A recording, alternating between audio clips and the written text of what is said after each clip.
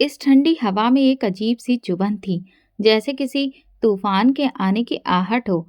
मैं अपनी चमचमाती गाड़ी में बैठा सिगार का कश लेते हुए सामने पड़ी रोशनी के खूबसूरत चेहरे को देख रहा था। वैसे तो हर रात मेरी खूबसूरत चेहरे महंगी शराब और एक नई औरत के साथ होती थी, लेकिन आज की रात अजीब थी। अंदर कहीं बेचैनी सी थी, जैसे कोई चीज छूटने वाली हो, जैसे कोई पुरानी याद साया बनकर मेरे आसपास घूम रही हो। मैंने झटक कर अपने ख्याल को झाड़ा और फोन निकालकर विवेक को कॉल लगाई। क्या सीन है? मैंने सीधा सवाल किया। विवेक की हंसी फोन की दूसरी तरफ सुनाई दी। यार, तू हमेशा इस तरह से बेचैन क्यों रहता है? खबर यह है कि चांदनी मान गई है। बंगले पर जा, वो तेरा इंतजार कर रही है। मेरे होठों पर जहरीली मुस्कुराहट आई। मैं जानता था कि वो इनकार नहीं करेगी। विवेक ने ठहाका लगाया। तू हमेशा जान लेता है सागर। शायद इसीलिए दुनिया में हमें बिजनेस टाइकून कहती है। हम हर चीज की कीमत लगा सकते हैं, हर चीज खरीद सकते हैं। मैंने सिगार की राख झाड़ी और गाड़ी स्टार्ट कर दी। रात के इस पहर में सड़कें सुनसान थीं और मैं अपनी मंजिल की ओर बढ़ रहा था। ये खेल मेरे लिए नया नहीं था। मैं औरतों को खरीदता था और फिर उनसे दिल भर जाने पर उन्हें छोड़ देता था। मेरे लिए सब एक खेल था, एक ऐसी तफरी जिसमें मैं जीतता था और वो हार जाती थी। मैंने गाड़ी आलीशान बंगले के सामने रोकी।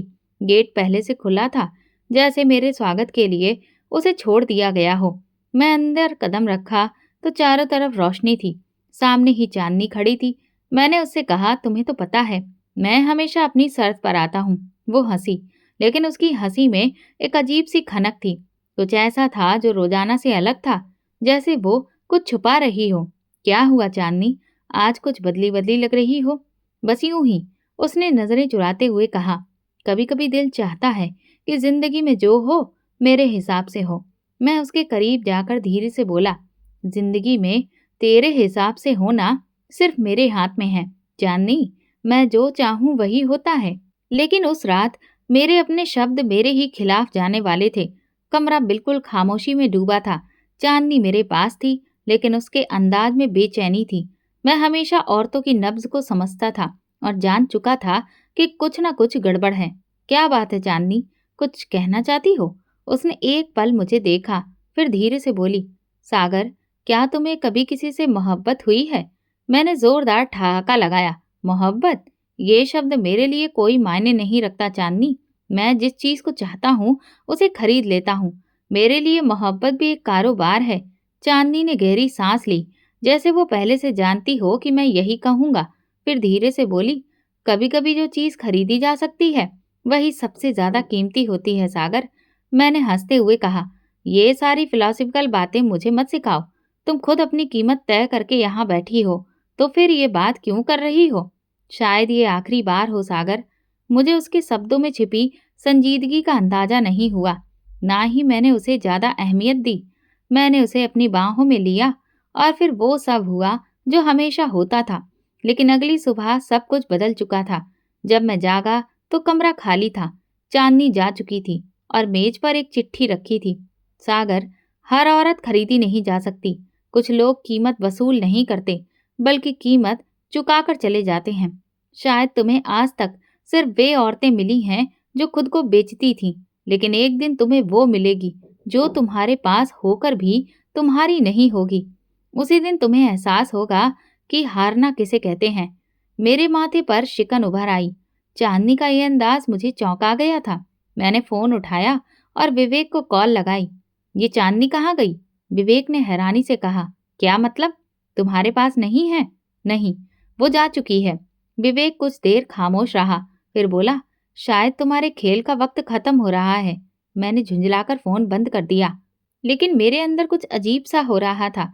ये पहला मौका था जब कोई औरत मुझे यूं छोड़कर चली गई थी और मैं खुद को कमजोर महसूस कर रहा था।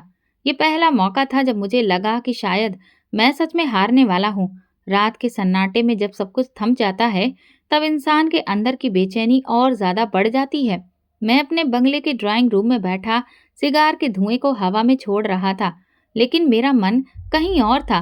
चांदनी का जाना मेरे लिए कोई आम बात नहीं होनी चाहिए थी, लेकिन अजीब बात यह थी कि मैं बार बार उसके शब्दों को अपने मन में दोहरा रहा था। हर औरत खरीदी नहीं जा सकती। कुछ लोग कीमत वसूल नहीं करते, बल्कि कीमत चुकाकर चले जाते हैं। मुझे झुंझलाहट हो रही थी। मैंने कभी किसी औरत की परवाह नहीं की थी, ना ही किसी के बारे में इतना सोचा था। फिर आज ऐसा क्यों हो रहा था? तभी फोन बजा। विवेक की कॉल थी। सागर, सब ठीक है? उसकी आवाज में फिक्र थी। मैंने सिर झटक कर कहा, हाँ सब ठीक है, बस कुछ अजीब लग रहा है। अजीब लगता है? पहली बार कोई तेरे हाथ से निकल गई, वरना तू तो हमेशा जाल बुनता था। विवेक ने मजाक में कहा, लेकिन शायद वो ठीक कह रहा था। छोड़ो, कोई और काम की बात करो, मैं लहजा बदलते हुए बोला। वो हंसा और बोला, अच्छा तो काम की बात सुनो। कल दफ्तर में एक नई लड़की आई थी, तुम्हारे लिए। वो काफी मासूम और शरीफ लग रही थी। मेरे ख्याल में वो तुम्हारी सेक्रेटरी बनने के काबिल है। मैंने दिलचस्पी से पूछा, कौन है? उसका नाम शीतल है। जरूरतमंद लगती है, मगर खुददार भी है। चेहरे पर एक अलग सी मासूमियत है। मैंने सिगार को एश ट्रे में मसलते हुए खड़े होकर कहा, मासूम? चलो देखेंगे कितनी देर तक मासूम बनी रहती है।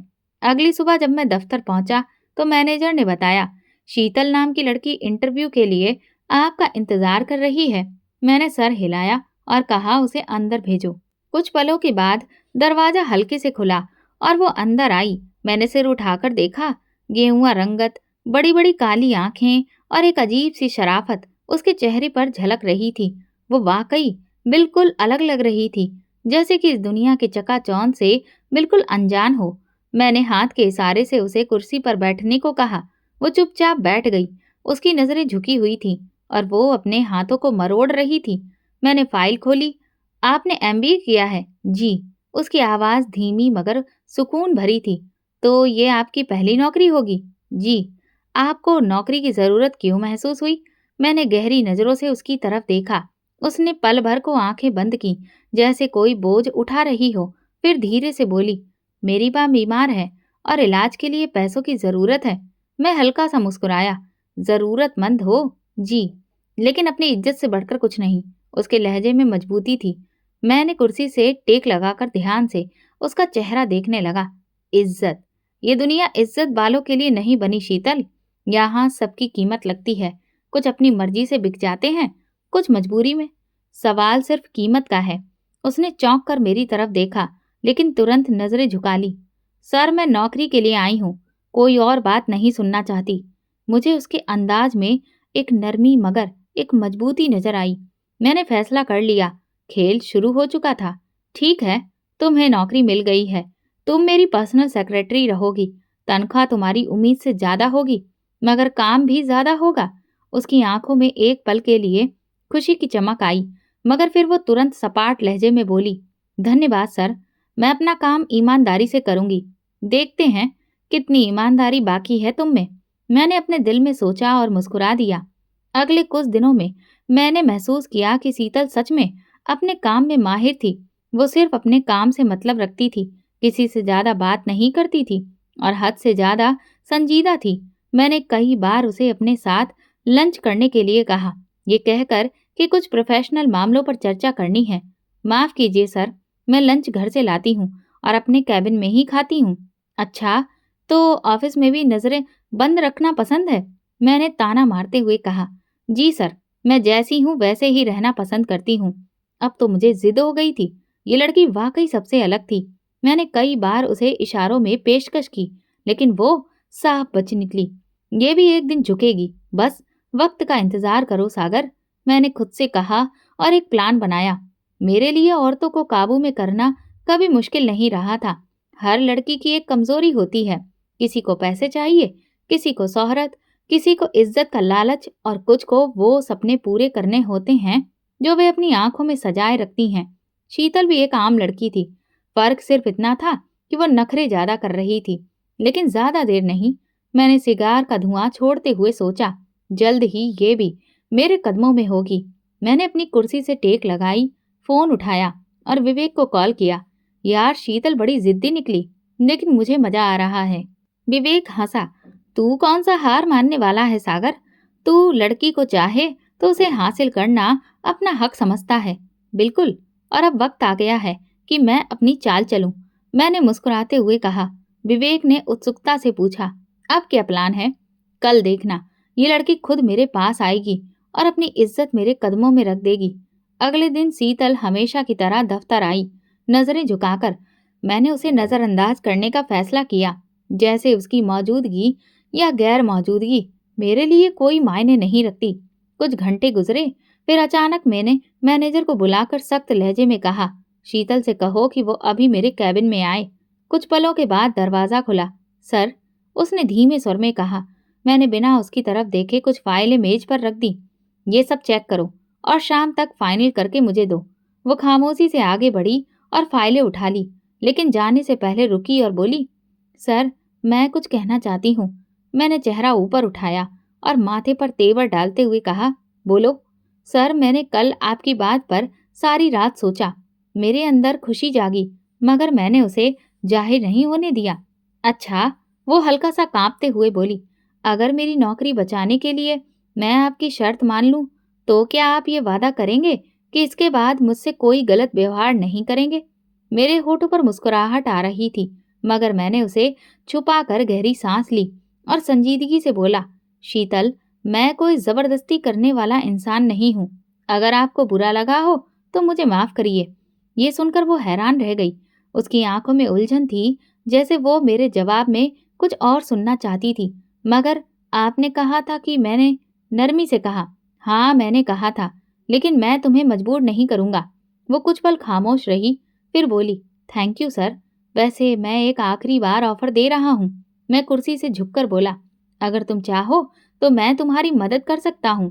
तुम्हारी माँ के इलाज का सारा खर्चा उठाने को तैयार हूँ, बिना किसी शर्त के। शीतल ने मेरी तरफ अविश्वास से देखा, जैसे उसे मेरे बदलते हुए अंदाज पर यकीन नहीं आ रहा हो। क्यों सर, आप सच में मेरी मदद करना चाहते हैं? अगर सच में ऐसा है तो आपका बहुत धन्यवाद।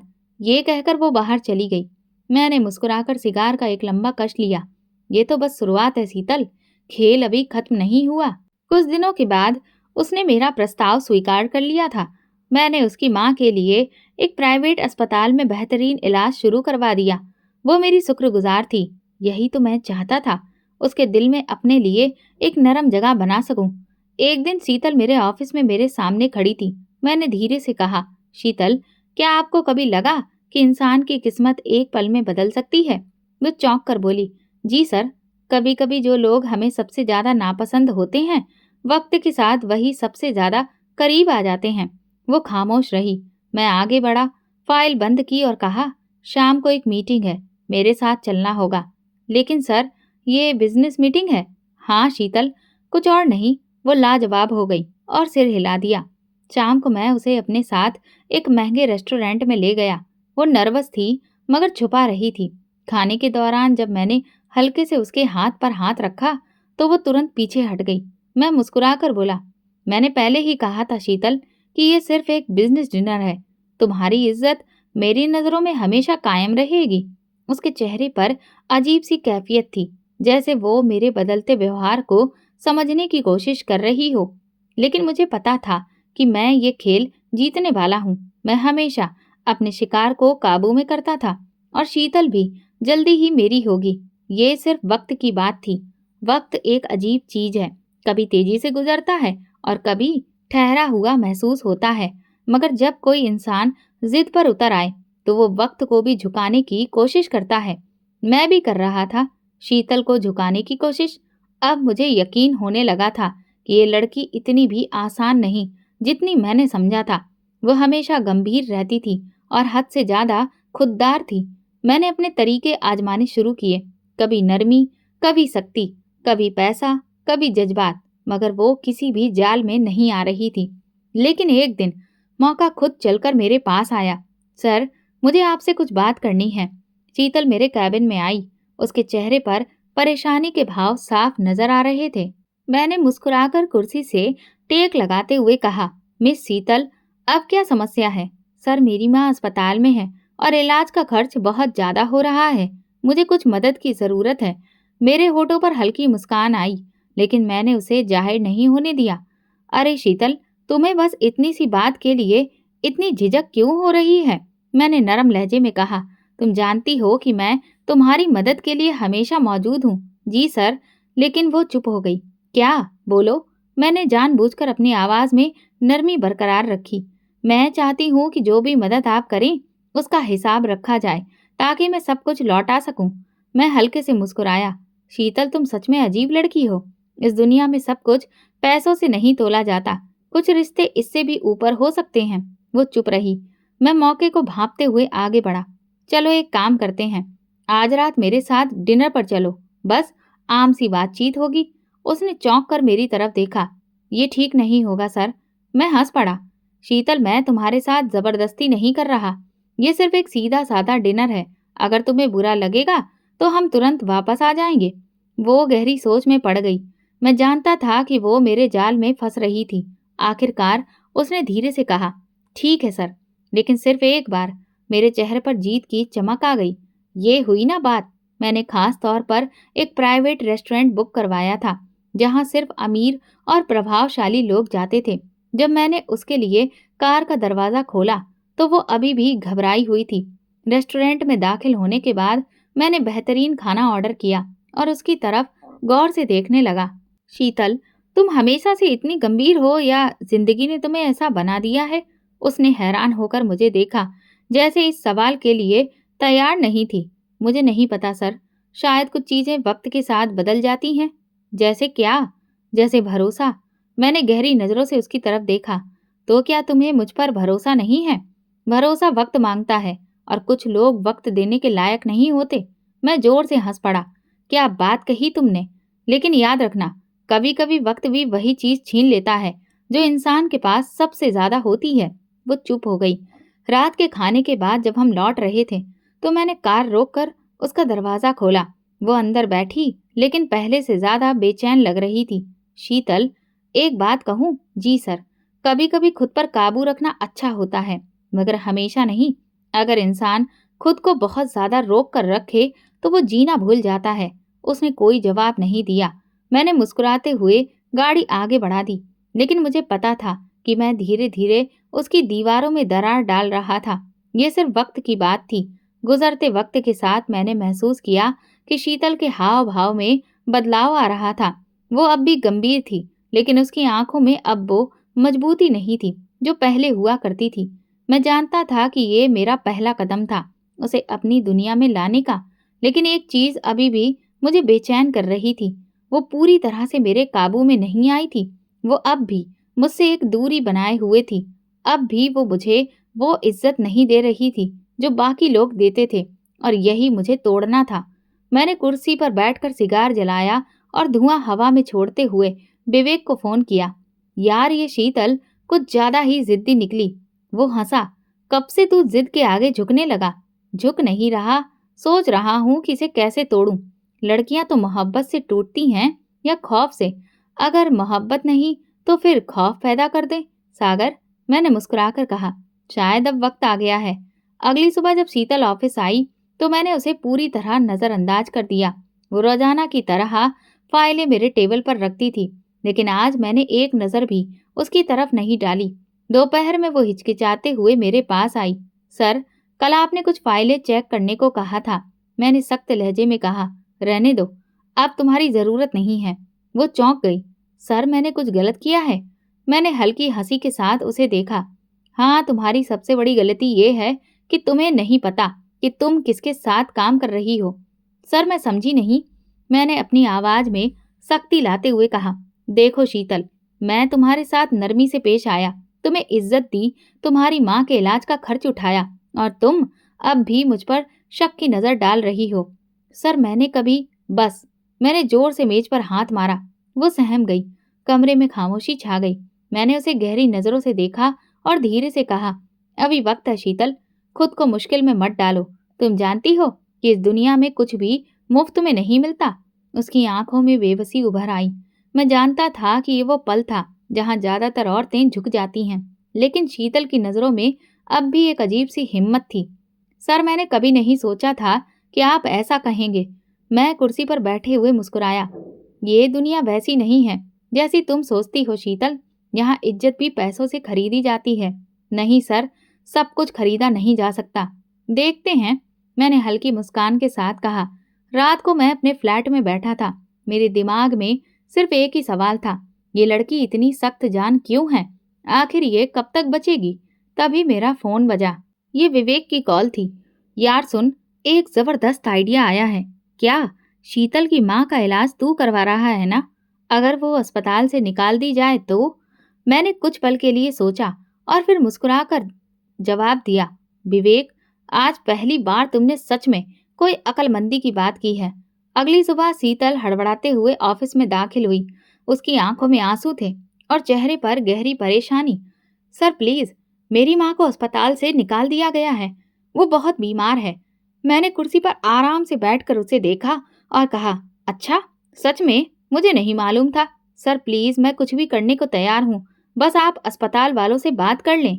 मेरे अंदर जीत की लहर दौड़ गई। मैं शिकारी सा मुस्कुराया और कहा, कुछ भी? वो पल भर खामोश रही, फिर धीरे से बोली, जी सर, कुछ भी। मैंने मुस्कुराकर कहा, तो फिर ठीक है। आज रात मेरे साथ एक डिनर पर चलो, बस एक रात, और तुम्हारी माँ को अस्पताल में बेहतरीन इलाज मिलेगा। वो शॉक्ड रह गई। उसके होंठ कांपने लगे। आंखों में यकीन नहीं था। सर मैं कैसे? फैसला तुम्हारे हाथ में है शीतल। या तो तुम अब ये मौका लो, या तुम्हारी माँ सड़क पर होगी। कुछ पलों तक वो कुछ नहीं कह पाई। उसकी आंखों में गहरी तकलीफ झलकने लगी। फिर आखिरकार उसने धीरे से कहा, ठीक है सर, मैं चलूंगी। मेरे अंदर खुशी की लहर दौड़ गई। मैं जीत का मजा लेते हुए मुस्कुराया और कहा, शाबाश शीतल, तुमने अक्लमंदी का फैसला किया है। उस रात मैंने उसे एक 5 स्टार होटल में बुलाया। वो सादा लिबास में आई थी, मगर उसकी आंखों में एक अजीब सी वीरानी थी, जैसे वो अपने वजूद से खुद को काट चुकी हो। मैंने शराब का गिलास घुमाते हुए मुस्कुराकर कहा, रिलैक्स शीतल, कुछ भी हो सकता है जो तुम्हें अच्छा महसूस कराए। नहीं सर, मैं ये सब नहीं करती। अच्छा, तो फिर क्या करती हो? मैंने हंसते हुए पूछा। मैं अपनी माँ के लिए आई हूँ, बस। मैंने ठहाका लगाया। और मैं तुम्हारे लिए आया हूँ शीतल, आज रात सिर्फ मेरे लिए। वो खामोश रही, आंखें नीची कर ली। मैं कुर्सी से झुककर उसकी ठोड़ी को छूने ही वाला था कि उसने झटके से पीछे हटकर आंखें बंद कर ली। Sir please. मैं हंस पड़ा। ये इनकार क्यों शीतल? इनकार क्यों? बोलो। मैं तुम्हारा इस वक्त मालिक नहीं हूँ। सर प्लीज, मैं ये नहीं कर सकती। मैंने तुरंत चेहरा सख्त कर लिया। तो फिर तुम्हारी माँ का क्या? तुमने जो वादा किया था उसका क्या? उसकी आंखों से आंसू बहने लगे। सर प्लीज, मुझ पर रहम करें। मैं गुस्से से बोला, रहम? जब मैंने पहली बार तुम्हें देखा था तब रहम करने का सोचना चाहिए था। तभी मेरे फोन पर एक मैसेज आया। विवेक का मैसेज था। सागर, अभी रुक जाओ। तुम जिस खेल को खेल रहे हो वो तुम्हें ही जाल में फंसा देगा। मैंने हैरानी से फोन की स्क्रीन देखी। एक पल के लिए मेरे अंदर हलचल मच गई। शीतल मेरी तरफ देख रही थी, आंखों में वही बेबसी, वही डर, लेकिन कहीं न कहीं मुझे लग रहा था कि मैं सच में हार रहा हूँ। मेरा हाथ अब भी फोन पर था। स्क्रीन पर विवेक का मैसेज चमक रहा था। मेरे दिल की धड़कन एक पल के लिए रुकी, जैसे किसी ने अंदर कोई खाली जगह खोल दी हो। मैंने एक गहरी सांस लेते हुए फोन बंद किया और नजर उठाकर शीतल को देखा। वो अब भी वहीं थी, आंखों में आंसू, होंठ कांप रहे थे, मगर वो टूटी नहीं थी, वो बिकी नहीं थी। ये क्या था? मैंने सोचा था कि आज की रात के बाद ये खेल खत्म हो जाएगा, मैं जीत जाऊंगा, और शीतल, वो भी बाकी लड़कियों की तरह मेरे अतीत का हिस्सा बन जाएगी। मगर अब कुछ बदल गया था। सर प्लीज, आपको जो चाहिए आप ले सकते हैं, लेकिन मेरी माँ को तकलीफ मत दीजिए। उसकी आवाज में हार थी, मगर फिर भी कहीं न कहीं मैं खुद उलझन में फंस चुका था। बैठो। वो चौंकी, फिर झिझकते हुए मेरे सामने वाली कुर्सी पर बैठ गई। मैंने उसकी आंखों में झांकते हुए पूछा, शीतल, तुम्हें क्या लगता है मैं कैसा इंसान हूँ? सवाल इतना अजीब था कि वो तुरंत जवाब नहीं दे पाई। मैंने झुककर दोहराया, बोलो, तुम्हारे ख्याल में मैं कैसा हूँ? उसने गहरी सांस ली, फिर पहली बार मेरी आंखों में आंखें डालकर कहा, आप एक ऐसे इंसान हैं जिसके पास सब कुछ है मगर फिर भी कुछ भी नहीं है। मैं जोर से हंसा, मगर अंदर कुछ चटकने लगा था। फिलॉसफी मत झाड़ो शीतल, मैंने तुमसे सीधा सवाल पूछ रहा हूँ। उसने आंसू पोंछे और मजबूत लहजे में कहा, आप पत्थर दिल हैं। आपको लोगों के जज्बातों की परवाह नहीं। आपके लिए हर चीज एक खेल है, हर इंसान एक खिलौना, और सबसे बढ़कर आप औरत को सिर्फ मनोरंजन की चीज समझते हैं। मैंने उसकी बात को मजाक में उड़ाने की कोशिश में हंसना चाहा, मगर मुस्कुराहट मेरे चेहरे पर आकर रुक गई। और फिर भी तुम आज यहाँ हो क्योंकि मुझे अपनी माँ के लिए आपसे मदद चाहिए। लेकिन अगर आपको लगता है कि मैं अपनी इज्जत बेचकर ये मदद लूंगी तो आप गलत हैं सर। मैं मर जाऊंगी मगर आपके कदमों में गिरकर कुछ नहीं मांगूंगी। ये वही पल था जब मुझे एहसास हुआ कि खेल मेरे हाथ से निकल रहा है। मैंने बहुत सी औरतों को तोड़ा था, उनकी इज्जत रौंदी थी, उनके सपने तबाह किए थे, मगर शीतल, ये लड़की मेरे घमंड को तोड़ने वाली साबित हो रही थी। मैंने लंबी सांस ली, कुर्सी पर सीधा होकर बैठ गया और कहा, ठीक है शीतल, तुम्हें तुम्हारी माँ की फिक्र है ना? मैं अभी अस्पताल में फोन कर देता हूँ। तुम्हारी माँ को बेहतरीन इलाज मिलेगा। आप ऐसा क्यों कर रहे हैं? उसने चौंक कर पूछा। मैंने कंधे उचका दिए। शायद मैं थक गया हूँ। शायद मैं ये देखना चाहता हूँ कि अगर एक बार बिना किसी कीमत के किसी को कुछ दूं तो कैसा महसूस होगा, या शायद आप हार रहे हैं। मैंने चौंक कर उसकी तरफ देखा। क्या? जी सर। पहली बार आपको महसूस हो रहा है कि आप हार गए हैं और इस एहसास से बचने के लिए आप खुद को तसल्ली देने की कोशिश कर रहे हैं कि आपने मुझे वक्त दिया है, मगर सच्चाई ये है कि मैंने आपको हरा दिया है। उसकी आंखों की चमक पहली बार मुझे आईना दिखा रही थी। शायद मैं सच में हार गया था। कुछ दिन बाद मैंने शीतल को दफ्तर से छुट्टी दे दी ताकि वो अपनी माँ के साथ वक्त बिता सके। बिना किसी शर्त के मैं उसके अस्पताल के सारे बिल चुका चुका था। विवेक हैरान था। तूने सच में कुछ भी नहीं किया? मैंने सर हिलाया। नहीं, कुछ भी नहीं। विवेक ने ठहाका लगाया। यार, ये लड़की कुछ अलग निकली। तूने कसम खाई थी कि हर औरत को झुकाकर रहेगा, और अब देख, तू खुद झुक कर रह गया है। अपनी बकवास बंद करो विवेक। मैं किसी के आगे नहीं झुकता, मैंने सख्त लहजे में कहा, मगर मेरे अंदर कहीं एक सच छुपा था। विवेक, भला क्या सच में ऐसा है? तो फिर रातों को नींद क्यों नहीं आ रही? मैं चौंक कर उसकी तरफ देखा। विवेक, मैं जानता था तू पहली बार किसी के बारे में सोच रहा है, और वो भी ये आम सी लड़की। विवेक ने चिढ़ाते हुए कहा। विवेक, खबरदार, जो एक शब्द और भी कहा। मुझे गुस्सा आ गया, मगर सच ये था कि वो ठीक कह रहा था। शीतल अब मेरे ख्यालों से नहीं निकल रही थी। अगली रात मैं अपने फ्लैट में बैठा था, सिगार सुलगा रहा था। हर चीज वैसी ही थी जैसे हमेशा थी। मैं अकेला था, मेरे पास दुनिया की तमाम सुविधाएं थीं, मगर आज ये सब बेकार लग रहा था। मेरे अंदर कुछ अजीब हो रहा था। क्या मैं सच में हार गया? ये सवाल मेरे दिमाग में बार बार आ रहा था। ये वो खेल नहीं था जिसमें जीतने की मैंने उम्मीद की थी। मैंने हमेशा अपनी शर्तों पर खेला था, मगर ये पहला मौका था जब किसी और ने मेरे नियमों को तोड़ दिया था। शीतल मेरी दुनिया में आई थी, मगर वो मेरी तरह नहीं बनी थी। मैंने उसे तोड़ना चाहा, लेकिन वो मुझे बदल गई थी। ये एक जंग थी और मुझे अंदाजा हो चुका था कि मैं इस जंग में हार चुका हूँ। मैंने अपना सिर हाथों से थाम लिया। मुझे नहीं पता ये सब कैसे हुआ, लेकिन एक बात सच थी, मैं शीतल से प्यार कर चुका था। मोहब्बत मेरे लिए हमेशा एक मजाक रही थी। मैंने इसे सिर्फ कमजोर लोगों की निशानी समझा था, मगर अब मैं खुद इस कमजोरी का शिकार हो चुका था।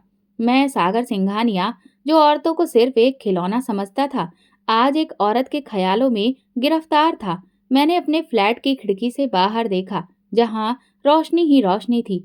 अब तो तू उसी के पीछे पागल हो रहा है, मैंने झुंझलाकर कहा। विवेक, मैं मजाक नहीं कर रहा, मैं गंभीर हूँ। विवेक की हंसी रुक गई। सागर, तूने जिंदगी में कभी किसी औरत से वफादारी नहीं की, और अब तू सच में किसी से शादी करने के बारे में सोच रहा है? हाँ, क्योंकि ये लड़की मुझसे अलग है। विवेक कुछ पल खामोश रहा, फिर बोला, अगर वो तुझे इनकार कर दे, मैंने आंखें बंद कर ली, तो मैं उसे अपनी इज्जत बना लूंगा। अगले दिन जब शीतल दफ्तर आई तो मैंने उसे अपने कैबिन में बुलाया। बैठो, मैंने संजीदगी से कहा। वो खामोशी से बैठ गई, मगर उसकी आंखों में हल्की सी उलझन थी। मैं तुमसे शादी करना चाहता हूँ शीतल। उसके चेहरे पर हैरानी और बेयकीनी के भाव थे। सर, ये कैसा मजाक है? देखो, ये मजाक नहीं है, मैं सच में तुमसे शादी करना चाहता हूँ। वो हंसी, मगर उसकी हंसी में तंज था। सर, आपको क्या लगता है मैं कितनी बेवकूफ हूँ? आप जैसे आदमी मोहब्बत नहीं करते, सिर्फ खेल खेलते हैं। शीतल, मैं तुम्हारे साथ खेल नहीं खेल रहा। मैंने अपनी पूरी जिंदगी में कभी किसी औरत के बारे में इतना नहीं सोचा, लेकिन तुमने मुझे बदल दिया। सर, लोग नहीं बदलते, आप भी नहीं बदले। ये सिर्फ एक नया खेल है, एक नया तजुर्बा, और मैं किसी खेल का हिस्सा नहीं बन सकती। मुझे गुस्सा आ गया। मैंने मेज पर हाथ मारा। ये मेरा फैसला है शीतल, और मैं जो चाहता हूँ वो हासिल करके रहता हूँ। वो अब भी शांत थी, मगर उसकी आंखों में एक अजीब सी सख्ती आ गई। मोहब्बत में जबरदस्ती नहीं होती सागर सिंघानिया। मैं खामोश हो गया। उसने धीरे से कुर्सी से उठते हुए कहा, मैं आपकी इज्जत करती हूँ, लेकिन मैं आपसे शादी नहीं कर सकती। ये कहकर वो दरवाजा खोलकर चली गई, और मैंने पहली बार अपने अंदर बेबसी महसूस की। मैं जो हमेशा जीतता रहा था, आज एक औरत के सामने हार रहा था, मगर मैं हार मानने वाला नहीं था। शीतल, मैं तुम्हें किसी भी कीमत पर अपना बनाकर रहूंगा। मैंने खुद से वादा किया। शीतल का इनकार मेरे लिए बर्दाश्त के काबिल नहीं था। मैंने अपनी पूरी जिंदगी में कभी किसी चीज के लिए ना नहीं सुनी थी, और अब एक औरत, वो भी वो औरत जिसने मुझे खुद झुकाने की कोशिश की, मुझे इनकार करके चली गई। मेरे अंदर जैसे आग भड़क उठी। ये मोहब्बत थी या जिद, मैं नहीं जानता। मैं बस एक चीज जानता था, शीतल मेरी होगी, किसी भी कीमत पर। अगले दिन ऑफिस में वो पहले की तरह अपना काम कर रही थी, जैसे कि कल कुछ हुआ ही नहीं हो। लेकिन मैं जानता था, उसके चेहरे पर संजीदगी की वही मजबूती मुझे अंदर से बार बार तोड़ रही थी। मैंने उसे फिर अपने कैबिन में बुलाया। वो अंदर आई, मगर उसकी आंखें अब भी मजबूत थीं। बैठो, मैंने आदेश दिया। फिर मैंने उसे गहरी नजरों से देखा। शीतल, मैंने कल जो कहा था वो अब भी उतनी ही संजीदगी से कह रहा हूँ। मैं तुमसे शादी करना चाहता हूँ। उसने नरमी से जवाब दिया। सर, मैं आपको अपना जवाब पहले ही दे चुकी हूँ, और मैंने वो जवाब एक्सेप्ट नहीं किया है। मैं कुर्सी से आगे झुकते हुए बोला, शीतल, मैं वो आदमी नहीं हूँ जो आसानी से हार मान ले। मैंने तुम्हें अपनी जीत बना लिया है। वो कुछ देर चुप रही, फिर बोली, सर, मोहब्बत में जीत हार नहीं होती। ये मेरे लिए मोहब्बत हो या जिद, मुझे फर्क नहीं पड़ता। बस मैं तुम्हें हासिल करना चाहता हूँ। सर, आप हर चीज को सिर्फ अपनी मिल्कियत समझते हैं। उसकी आवाज अब कड़क हो गई। मैं कोई चीज नहीं हूँ, और ना ही मैं आपकी जिद हूँ। उसने गुस्से से कहा। मैंने उसे गुस्से में घूरा। तुम्हें शायद अंदाजा नहीं है कि मैं क्या कर सकता हूँ। उसने मेरी आंखों में आंखें डालकर कहा, यही तो फर्क है सागर साहब। मोहब्बत में करने की बात नहीं होती, मोहब्बत में चाहने की बात होती है। मेरे अंदर कुछ पिघलने लगा था। अगर आप सच में मुझसे प्यार करते हैं तो जबरदस्ती नहीं करेंगे। अगर ये मोहब्बत है तो आप इंतजार करेंगे जब तक मेरा दिल ना मान जाए। और अगर ये मोहब्बत नहीं तो फिर आपको मेरी कोई परवाह नहीं होनी चाहिए। ये कहकर वो चली गई, और मैं कुर्सी पर बैठा अपने अंदर पैदा हो रहे इस नए जज्बे को समझने की कोशिश कर रहा था। ये जिद नहीं थी, ये मोहब्बत थी, और मैं शायद पहली बार सच में किसी से प्यार कर रहा था। रात का सन्नाटा था, और मैं गाड़ी में बैठा सिगरेट पी रहा था। सड़कें सुनसान थीं, मगर मेरे अंदर तूफान उठ रहा था। मैंने खुद को एक जंग में फंसा हुआ महसूस किया। मैंने सब कुछ छोड़ दिया था, वो रंगीन सामे, नाइट क्लब्स, औरतें, सब कुछ। मगर मेरे अंदर जो आग लगी थी वो बुझने का नाम नहीं ले रही थी। लेकिन उस रात सब कुछ बदल गया। मुझे विवेक का फोन आया। उसकी आवाज में एक गैर मामूली संजीदगी थी। सागर, फौरन अस्पताल पहुंचो, शीतल मुश्किल में है। मेरे हाथ से सिगरेट गिर गई। क्या हुआ? मैं घबराकर चिल्लाया, मगर फोन कट चुका था। मेरा दिल जोर जोर से धड़कने लगा। मैंने गाड़ी स्टार्ट की और पूरी रफ्तार से अस्पताल की तरफ दौड़ा। मन में सिर्फ एक ही ख्याल था, अगर शीतल को कुछ हुआ तो मैं खुद को कभी माफ नहीं कर पाऊंगा। जब मैं अस्पताल पहुंचा तो विवेक मुझे गेट पर ही मिल गया। उसके चेहरे पर तनाव साफ झलक रहा था। शीतल कहाँ है? मैंने बेचैनी से पूछा। विवेक ने मेरी आंखों में देखा और धीरे से कहा, सागर, शीतल को मारने की कोशिश की गई थी। मेरी आंखों के आगे अंधेरा छा गया। गुस्से से मैंने उसका गिरेबान पकड़ लिया। किसने किया? कौन था वो? विवेक ने मेरा हाथ झटकते हुए कहा। सागर, होश में आओ। वो लोग शायद तुम्हारे दुश्मन थे। शायद उन्हें लगा कि शीतल तुम्हारे लिए खास अहमियत रखती है, इसलिए उन्होंने उसे निशाना बनाया। मैं पागलों की तरह अस्पताल के अंदर भागा। मैंने बहुत सी लड़कियां देखी थी, बहुत से दिल तोड़े थे, मगर आज मेरा दिल किसी ने मुट्ठी में जकड़ लिया था। मैंने अपनी जिंदगी में कभी किसी के लिए इतनी शिद्दत महसूस नहीं की थी जितनी आज कर रहा था। शीतल इमरजेंसी वार्ड में थी। डॉक्टर उसका चेकअप कर रहे थे। उसका हाथ जख्मी था, चेहरे पर खौफ टूटा हुआ दिख रहा था, मगर वो जिंदा थी, और यही मेरे लिए सबसे अहम बात थी। मैं उसके पास गया, लेकिन वो मुझे देखकर पीछे हट गई। सागर प्लीज चले जाओ यहाँ से। ये सुनकर पहली बार जिंदगी में मैंने खुद को बेबस महसूस किया। शीतल तुम ठीक हो? किसने किया ये सब? मेरी आवाज कमजोर थी, जो मेरे लिए एक नई बात थी। शीतल ने आंखों में आंसू लिए मेरी तरफ देखा। पता नहीं, दो आदमी थे। उन्होंने मुझे रास्ते में घसीटने की कोशिश की थी, मगर मैं बचकर भाग गई। मैंने गुस्से से मुट्ठियां भींच ली। कौन थे वो? मैं उन्हें जमीन से उठाकर आसमान पर लटका दूंगा। मगर शीतल ने नफरत से मेरी तरफ देखा और कहा, सागर तुम्हें क्या फर्क पड़ता है? तुम भी तो हमेशा मुझे अपने काबू में करने की कोशिश करते रहे हो। उनमें और तुम में फर्क क्या है? उसके शब्द मेरे दिल में तीर की तरह लगे। मैंने पहली बार खुद को एक ऐसे मुकाम पर पाया जहां ना मैं लड़ सकता था, ना जीत सकता था। मैंने गहरी सांस ली और धीरे से कहा, शीतल शायद मैं सच में बुरा इंसान था, मगर आज अगर तुम्हें कुछ हो जाता तो मैं खुद को कभी माफ नहीं कर पाता। उसकी आंखों में नमी थी, मगर वो अब भी मजबूती से खड़ी थी। मोहब्बत जबरदस्ती से नहीं जीती जा सकती सागर। अगर तुम सच में मुझे चाहते हो तो साबित करो। मुझे आजाद कर दो। मुझे खुद पर फैसला करने दो। ये कहकर उसने आंखें बंद कर ली और मैं अस्पताल के दरवाजे के पास खड़ा पहली बार सोच रहा था कि शायद मोहब्बत बाकी जीतों से ज्यादा ताकतवर होती है। जिंदगी हमेशा मेरे काबू में रही थी, मगर आज जैसे वो मेरे हाथों से रेत की तरह फिसलने लगी थी। मैं सागर सिंघानिया, जो हमेशा अपनी मर्जी से खेल खेलता था, आज एक ऐसे खेल में था जिसके नियम मुझे समझ में नहीं आ रहे थे। शीतल की बातों ने मेरे अंदर एक ऐसी आग भड़का दी थी जिसे मैं नजरअंदाज नहीं कर सकता था। मैंने अपनी जिंदगी में बेशुमार दुश्मन बनाए थे, मगर किसी की हिम्मत नहीं थी कि मुझ पर वार करे। लेकिन आज जब शीतल निशाना बनी तो मुझे महसूस हुआ कि शायद मेरे हाथ में ताकत होने के बावजूद मैं कमजोर था। विक्रम टंडन, ये नाम सुनते ही मेरा खून खौल उठा। मैंने उसे कई बार बिजनेस के मामले में पीछे धकेला था, मगर मुझे अंदाजा नहीं था कि वो इस हद तक जाकर मुझसे बदला लेने की कोशिश करेगा। मैंने हमेशा सुना था कि दुश्मन को कमजोर समझना सबसे बड़ी गलती होती है, और शायद मैंने यही गलती कर दी थी। अस्पताल के दरवाजे के बाहर मैं खड़ा था। मेरा जबड़ा तन चुका था, गुस्सा उबल रहा था, मगर इसी पल शीतल का चेहरा मेरी आंखों के सामने आ गया। वो टूटी हुई खौफ से आंखें सजाई थी। वो बेबसी में, मैं तुम्हें कभी माफ नहीं करूंगा विक्रम। मैंने अपने फोन से विक्रम को कॉल मिलाई। विवेक, मुझे विक्रम टंडन चाहिए अभी। कुछ देर तक विवेक चुप रहा, फिर बोला, सागर सोच लो। अगर तुम ये कदम उठाते हो तो फिर वापसी मुमकिन नहीं होगी। वापसी? मैंने तंजिया हंसी के साथ कहा। विवेक, मैं कभी वापसी का रास्ता चुनता ही नहीं।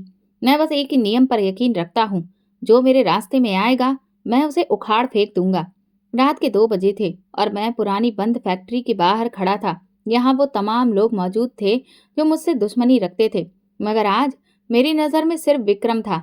मेरे हाथ में गन थी और दिमाग में बस एक चीज, बदला। मैं और विवेक चुपचाप अंदर दाखिल हुए। फैक्ट्री के अंदर रोशनी धीमी थी। हवा में जंग और तेल की महक बसी हुई थी। मैंने अपने कदम हल्के रखे, मगर मेरे दिल की धड़कन तेज थी। ये काम चुपचाप करना होगा, विवेक ने मेरे कान में धीरे से कहा। मैंने कोई जवाब नहीं दिया। मेरे अंदर कुछ और ही चल रहा था। मैं चाहता था कि आज विक्रम को पता चले कि उसने किससे दुश्मनी मोल ली है। जैसे ही हम अंदर पहुंचे, गार्ड हमारी तरफ आया, मगर मैंने उसकी गर्दन पर गन रख दी। आखिरी बार पूछ रहा हूँ, विक्रम कहाँ है? गार्ड की आंखों में डर था। वो वो अंदर है, मगर कोई तुम्हें वहां जाने नहीं देगा। ये मैं खुद देख लूंगा। मैंने ट्रिगर दबा दिया। गार्ड जमीन पर गिर गया और हम तेजी से अंदर की तरफ बढ़ गए। फैक्ट्री के बीच में एक पुरानी मशीन के पास विक्रम कुर्सी पर बैठा था। वो बस सिगरेट पी रहा था, जैसे उसे पहले से पता हो कि मैं आ रहा हूँ। उसकी नजरें जैसे मेरा इंतजार कर रही थीं। सागर सिंघानिया, उसने तंजिया मुस्कान के साथ कहा, आखिर तू भी यहाँ पहुंच ही गया। मैंने अपनी गन सीधी उसकी तरफ तान दी। तूने जो किया है उसकी कीमत चुकानी होगी विक्रम। विक्रम ने ठहाका लगाया, जैसे कि मैंने कोई बेवकूफ़ी की बात कर दी हो। सागर, मैं कोई आम आदमी नहीं हूँ कि तेरी एक धमकी पर झुक जाऊं। और रही बात शीतल की, तो तू क्यों इतना तड़प रहा है? तू तो औरतों को खिलौना समझता था ना? ये शब्द मेरे लिए जहर से ज्यादा कड़वे थे। चुप कर, मैंने गुस्से से गरज कर कहा। शीतल का नाम अपनी गंदी जुबान पर मत ला, वरना वरना क्या, मार देगा। विक्रम फिर हंसा, मगर इस बार उसकी आंखों में अजीब सी चमक थी। सागर, तू सच से भाग नहीं सकता। तू जो भी कह ले, सच्चाई ये है कि तू मोहब्बत में गिरफ्तार हो चुका है। मेरी उंगली ट्रिगर पर थी, मगर मेरा दिमाग ठंडा हो गया था। विक्रम ने जैसे मेरी सोच पढ़ ली थी। देख, मैं तुझे मारने आया था, मगर तुझ पर तरस आ गया। तू एक ताकतवर आदमी था, मगर आज एक लड़की के लिए तेरी आंखों में गुस्सा नहीं, बेबसी नजर आ रही है। विवेक ने मुझे देखा, जैसे वो भी विक्रम की बातें सुनकर हैरान हो गया था। सागर, इसकी बकवास मत सुन, उसने कहा, मगर मैं कुछ नहीं सुन रहा था। मोहब्बत जबरदस्ती नहीं होती सागर सिंघानिया। मुझे शीतल के शब्द याद आ रहे थे। चल, खत्म कर ये खेल। विवेक ने गन मेरे हाथ में थमा दी, मगर मेरे हाथ कांप रहे थे। तू हार गया सागर, विक्रम ने आखिरी बार कहा, क्योंकि तूने हमेशा ताकत पर यकीन रखा, मगर मोहब्बत ताकत से ज्यादा मजबूत होती है। मेरी सांसें उखड़ने लगी। मैंने धीरे से अपनी गन नीचे कर ली। मैं तुझे मार सकता हूँ विक्रम। मेरी आवाज धीमी मगर सख्त थी, लेकिन आज पहली बार मैंने कुछ और सीखा है। मैं यहाँ किसी को खत्म करने नहीं आया, मैं खुद को बदलने आया हूँ। विवेक हैरानी से बोला, सागर, तुम ये क्या कर रहे हो? मैंने गहरी सांस ली और कहा, मैं पहली बार सही कर रहा हूँ। विक्रम ने कड़वाहट से हंसते हुए कहा, शायद अब तू वाकई एक मर्द बन रहा है सागर। मैंने विक्रम की आंखों में देखा और धीरे से कहा, अगर तू दोबारा शीतल के करीब भी आया तो मैं तुझे जिंदा नहीं छोड़ूंगा। ये कहकर मैंने अपना रुख मोड़ा और बाहर निकल गया। मेरे अंदर एक जंग छिड़ चुकी थी, और ये जंग सिर्फ विक्रम के साथ नहीं थी, ये जंग मेरी खुद से थी। मैंने हमेशा ताकत को सब कुछ समझा था, मगर आज आज मुझे लग रहा था कि शायद सबसे बड़ी ताकत मोहब्बत है। मैं गाड़ी चलाते हुए बार बार शीतल का चेहरा याद कर रहा था, वो आंखें जो हमेशा मेरे गुरूर को तोड़ देती थीं, वो शब्द जो मुझे मेरी औकात याद दिलाते थे। विवेक ने खामोशी तोड़ी। तूने विक्रम को जिंदा क्यों छोड़ा? मैंने सर अपना दबाया और कहा, क्योंकि आज मैंने फैसला किया कि मैं किसी और को मारने के बजाय खुद को बदल लूंगा। विवेक ठहाका मारकर हंसा। ये वही सागर सिंघानिया है जो कहता था कि दुनिया में ताकत ही सब कुछ है? मैंने धीरे से कहा, हाँ, मगर अब मैं ये जान चुका हूँ कि मोहब्बत ताकत से ज्यादा बड़ी चीज होती है, और ये भी जान गया हूँ कि मोहब्बत जबरदस्ती नहीं होती। विवेक ने हैरानी से मुझे देखा, जैसे वो मुझे पहचानने की कोशिश कर रहा हो, मगर मैं खुद भी नहीं जानता था कि मैं कौन हूँ। अगली सुबह मैं अस्पताल पहुंचा। शीतल अपनी माँ के साथ थी। वो मुझे देखकर कुछ पल खामोश रही, फिर धीरे से बोली, आप यहाँ क्यों आए हैं? मैंने अपने कदम आगे बढ़ाए। मैं तुमसे कुछ कहने आया हूँ। वो चुप रही, मगर मैं जानता था कि वो सुन रही थी। मैंने हमेशा औरतों को वैल्यू नहीं दी, उन्हें अपने पैरों की धूल समझा, मगर तुमने मुझे वो आईना दिखाया जिसमें मैंने पहली बार खुद को देखा है। मैंने हमेशा सब कुछ अपनी ताकत से हासिल किया, लेकिन तुमने मुझे ये बताया कि कुछ चीजें ताकत से नहीं, कुर्बानी से मिलती हैं। शीतल ने चौंक कर मेरी तरफ देखा। मैंने पहली बार किसी के लिए अपनी जिद छोड़ी है। मैंने सर झुकाकर कहा, और वो कोई और नहीं, तुम हो शीतल। क्या मतलब? उसकी आवाज कांप रही थी। मतलब ये कि मैं तुम्हें हासिल करने की जिद में था, लेकिन अब मैं तुम्हें इज्जत देना चाहता हूँ। मैं तुमसे जबरदस्ती मोहब्बत नहीं करवाना चाहता। मैं चाहता हूँ कि अगर कभी तुम्हें लगे कि मैं सच में बदल गया हूँ, तो तुम खुद मेरे पास आओ। ये कहकर मैंने धीरे से एक तलाकनामा निकाला और उसके सामने रख दिया। ये क्या है? वो हैरानी से बोली। ये आज़ादी का कागज है शीतल। मैंने मुस्कुराकर कहा, मैंने तुमसे जबरदस्ती और धोखे से शादी की थी, मगर आज मैं तुम्हें अपने कैद से आज़ाद कर रहा हूँ। अगर तुम कभी महसूस करो कि मैं सच में तुम्हारी मोहब्बत के काबिल हूँ, तो खुद वापस आ जाना। अगर नहीं, तो मैं हमेशा के लिए चला जाऊंगा। शीतल के हाथ कांप रहे थे, मगर उसने कुछ नहीं कहा। मैंने आखिरी बार उसकी आंखों में देखा और दरवाजे की तरफ बढ़ गया। क्या मेरी मोहब्बत लौट कर आएगी? मैं बंगले में वापस आया और अपनी पुरानी जिंदगी को खत्म करने का फैसला कर लिया। वे तमाम औरतें जिन्हें मैंने धोखा दिया था, वो रातें जो मैंने अय्याशी में गुजारी थी, वो हर लम्हा जब मैंने औरतों की इज्जत को कुछ नहीं समझा था, मैं वो सब कुछ छोड़ने वाला था। मैंने अपनी कंपनी में काम करने वाली महिला कर्मचारियों के लिए एक अलग से सेक्टर खोला, जहां हर औरत को पूरी इज्जत के साथ नौकरी दी जा सके। मैंने पहली बार दान देना शुरू किया, पहली बार अपनी माँ के साथ वक्त गुजारना शुरू किया, मगर मेरे दिल में एक खालीपन था। क्या शीतल वापस आएगी? मैं अपने बंगले की छत पर बैठा था जब नौकर ने आकर बताया, सर कोई लेडी आपसे मिलने आई है।